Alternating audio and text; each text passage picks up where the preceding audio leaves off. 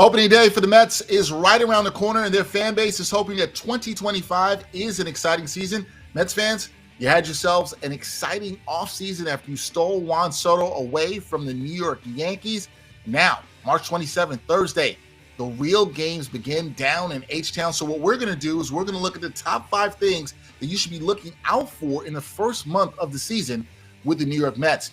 And coming in at number 5, it is the schedule, because the Mets play a very road-heavy schedule to start the season. Talked about how they start the season in H-Town, but they also have trips to Miami. They also will be north of the border. They will face the Blue Jays in Toronto. They even go out west to play the Athletics and also to Minneapolis to play the Twins. So we'll find out if the Mets are truly road warriors, how they fare on the road. Mets fans will not get to see a lot of Juan Soto and crew at Citi Field, just 6 games in the first couple of weeks at Citi Field, but we'll find out what the Metropolitans are made of on the road. Coming in at number 4, got to look at someone who was a top Mets prospect, and now he's been a little bit removed from that. That is Brett Baty, the former third base prospect for the Mets.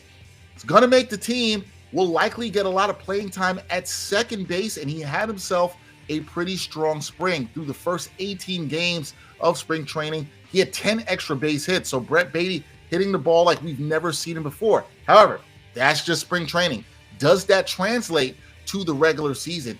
Brett Baty, who's pretty much fighting for his career, it'll be all eyes on him with Jeff McNeil out to see if he can stay up in the big leagues. And he has to look no further than a person he was battling with for a spot at third base just a little bit over a year ago, Mark Vientos, who had himself a strong season in 2024. Can Brett Baty be the Mark Vientos for the Metropolitans this season? I don't know, but there's a lot to watch for Baty and how he handles this shot to play in the big leagues, and can he stay up in the big leagues now and sort of make the promise on the value that people thought and the player that they thought he could be.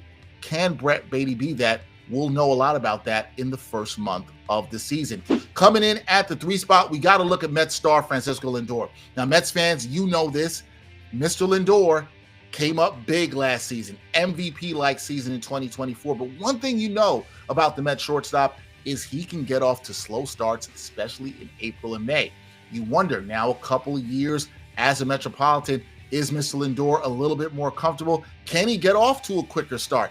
Mets fans should be patient. You've seen him get off to slow starts, and you saw how he finished the 2024 season. But I think it will be nice to see his bat heat up a little bit earlier in April. So all eyes will be on the Mets shortstop to see if he can get his hitting prowess continued over from 2024 and have that start in 2025 at the start of the season. At the 2 spot, we got to talk about a new starter to the Mets rotation, and that is Clay Holmes. And he is making a change, coming over from being a reliever now in his first season as a full-time starter. And look, we're going to go back to spring training again. The man had himself quite the spring, a sub-1 ERA. That's all well and good when you're not always facing major league batters. Now it's about what can he do, like Brett Baty, in the big leagues here in the games that really count. So my eyes are all on Clay Holmes, especially with the injuries in the rotation that the Mets have right now. You could also talk about looking at Kodai Senga, but Clay Holmes, how does he handle this increased workload as a starter? How deep can he go for the Mets? He is a pitcher to watch in the rotation in the first month of the season. And then lastly, it's got to be about Juan Soto. Number 1 thing to watch in the month of April, in the first month of the season with the New York Mets, it's got to be Juan Soto. How does he impact this Mets team and this lineup?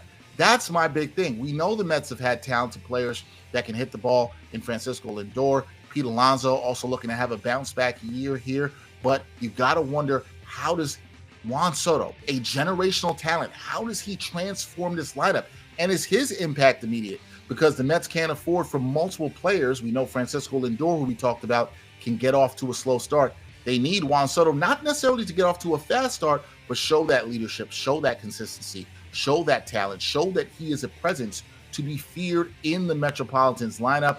And it'll be interesting to see how he does there. I want to see the first game at Citi Field, first home run at Citi Field. How do the Mets fans react to him? We know about the talent of Juan Soto. We know about his ability. We saw what he did across town with the Bronx Bombers last season. And now all eyes will be on what Juan Soto can do with the Metropolitans. There you have it. Those are my top 5 things to watch in the first month of the season with the New York Mets. Unbelievably, opening day is here right around the corner. Baseball is back, and it should be fun watching the Amazins and their fans hoping for a fantastic time in Flushing in 2025.